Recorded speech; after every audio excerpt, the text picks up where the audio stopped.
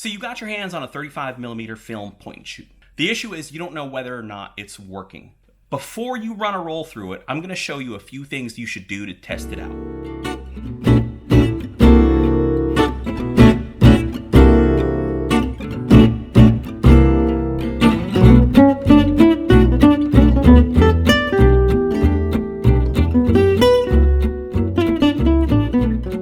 But first, let's talk about what this video is and is not.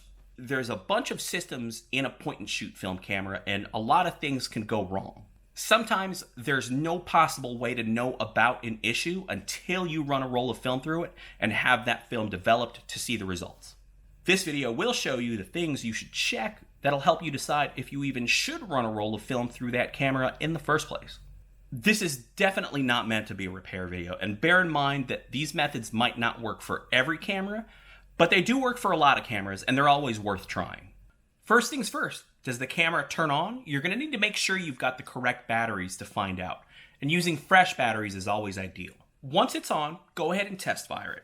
Does the flash fire? Does it make all the telltale clicking and whirring noises like this? Or like this? If yes, those are all positive signs, but we're going to dig a little deeper just to be safe. Next, we're going to take a look inside. So go ahead and open up the back and take a look inside the camera. Make sure that it's clean and free of debris. Usually it is, but you just want to make sure that nothing is floating around in there and that there's no dust and dirt. Finally, we're going to test the shutter to make sure that it's firing. So go ahead and turn it on. And once it's on, you want to turn off the flash.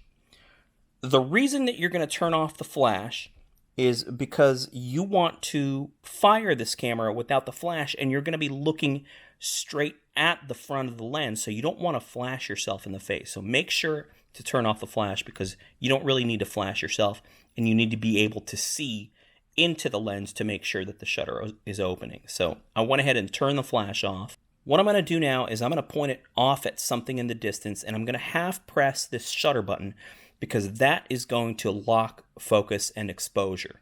And on this camera, when I half press that to lock focus and exposure, I see that little green light turn on. I know that it's locked focus and exposure and it's ready to fire. But this is the important part here, is I'm going to turn this camera around because I want to look straight into the lens. So I'm going to go ahead and turn that around now.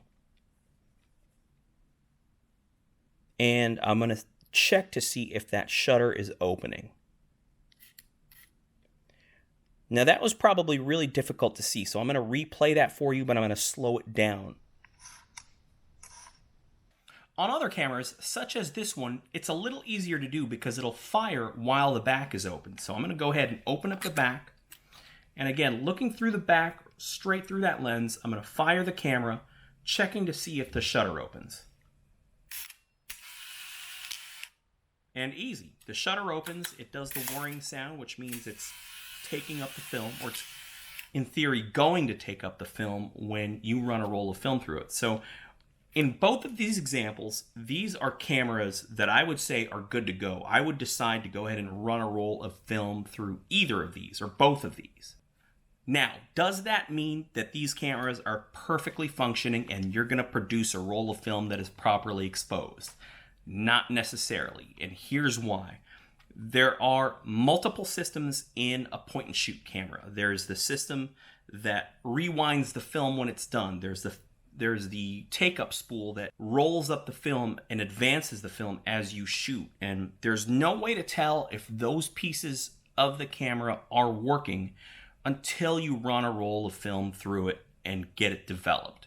That's just the way it is. But with the methods I've showed you, you can at least test a camera, or at least test the parts of a camera that will allow you to make a decision of whether or not you should even run a roll of film through it in the first place.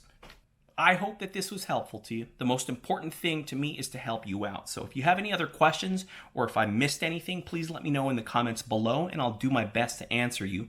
Also, if you see a question down there and you know the answer to it, please feel free to chime in and help each other out. Thank you so much for watching.